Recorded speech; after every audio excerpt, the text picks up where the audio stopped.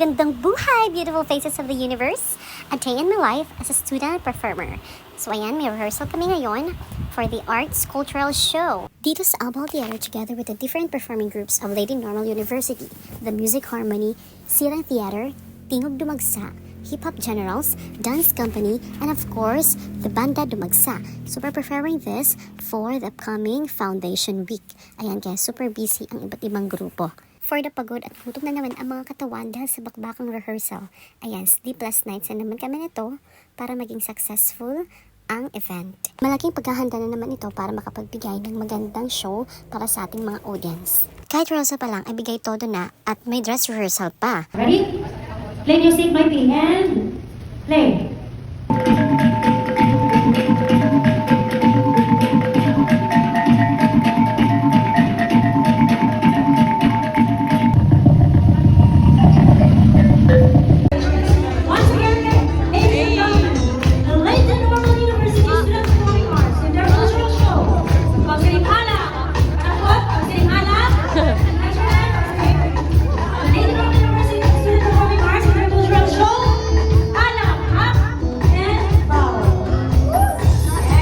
O diba, kahit ang pagbaw ay kasama sa pag-rehearse from the very beginning until the last.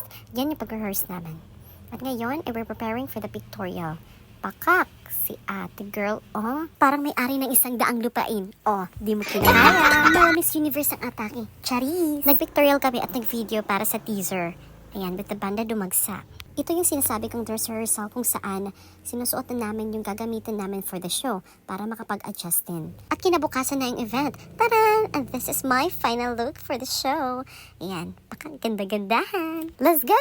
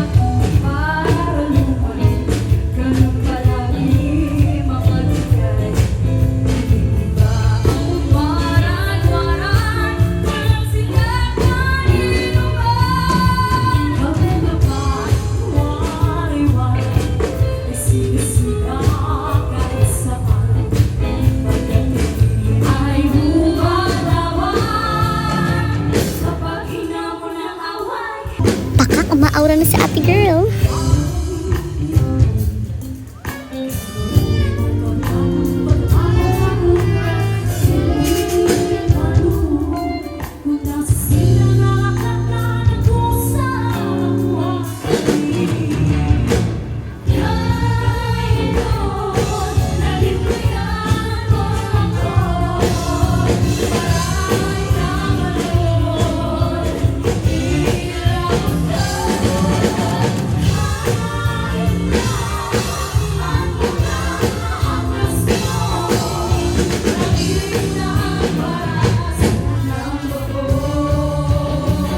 And this time, finale na. So kami ng lahat nagpe-perform ng mga performing groups.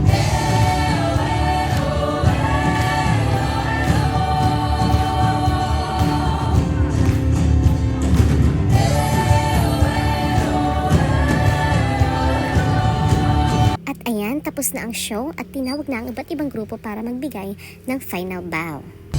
Ladies and gentlemen, Allier Performing Students Arts Group.